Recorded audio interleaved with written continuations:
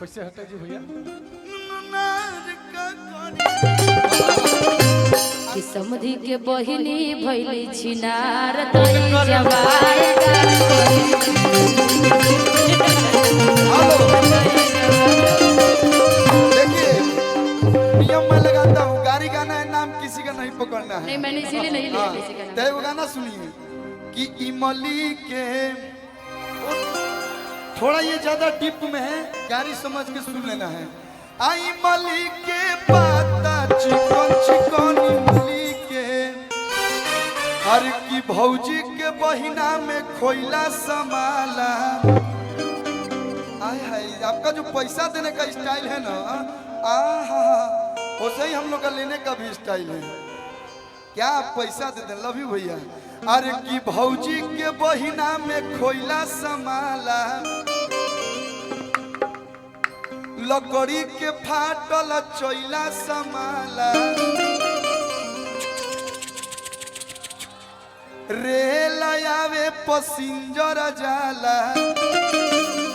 एक आवे बोगी जाला हई सब लइका मुँह कुरिए जाला और कहीं हई जवन को आवे बुढ़ाओ जाला संग में बगसर जाए हई बलियो जाला लेकिन तब हई तब एक नु के एक बोगी खाली है बा कम जाली है बली के पाता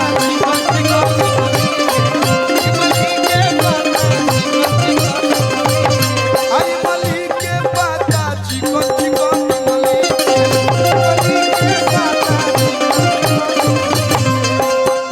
कटहर के पेड़ तर सुतेली अगुआ के बहिनी कटहर के पेड़ तर सुतेली अगुआ के बहिनी तो अब रातो दिन मरवा लेली बाजार हो बड़ खिलाड़ बाड़ी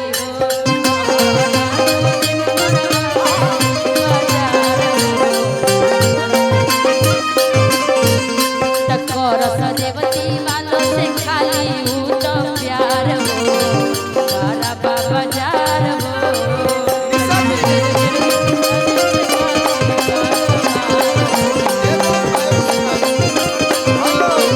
एगो एकदम लेटेस्ट वाला सुन लो कि तुमड़ी में तुमड़ी यू नो तुमड़ी गाना सुनो तुमड़ी में आ तुमड़ी में भांग भइल रसिया तुमड़ी में भौजी के बहिना गवारो के देली जवारो के देली पढ़ल लिखल आवारो के देली तो रेवती में बोल दीजिए नहीं तुमड़ी में एगो हमनी के नु सनी भाई गवाला गाना जब हमनी के खाना वाना खाई जाला तो घरी तका बात रहे कि पेट तार भरल रहा कि ना एक कवनो भेड़वा तो एगो नया में हम बोले बनी लड़किया पहले कह दिया कैसे हो आंसू बाबा नहीं मायने में रही नानमती के सुना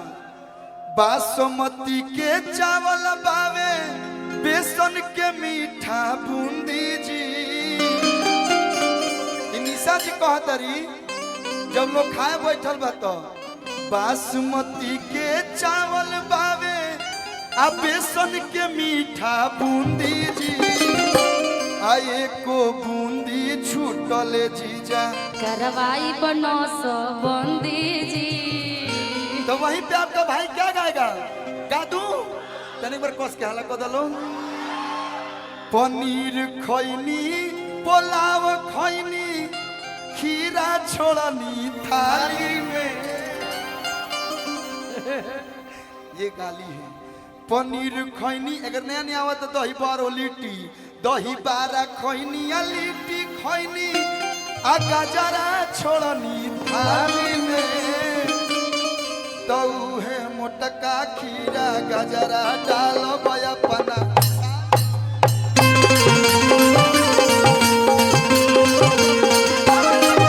मोटका खीरा गजरा डालो बया पना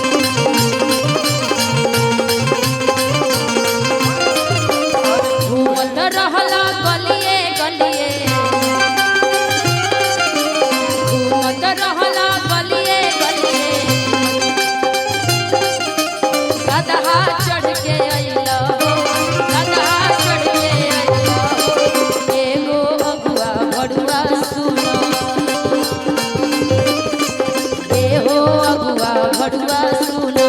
नामवा हसैल हो नामवा हसैल हो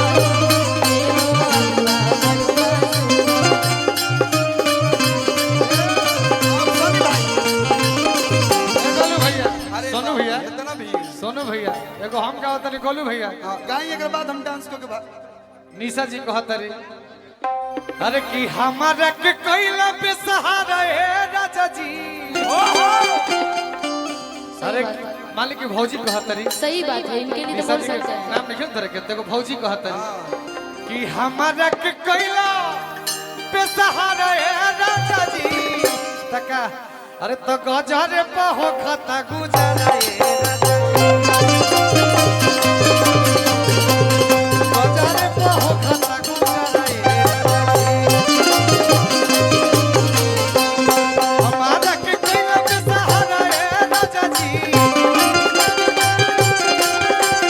हमारा के कोइला पे सहारा है राजा जी अरे तो गजरे पे हो खता गुजरा है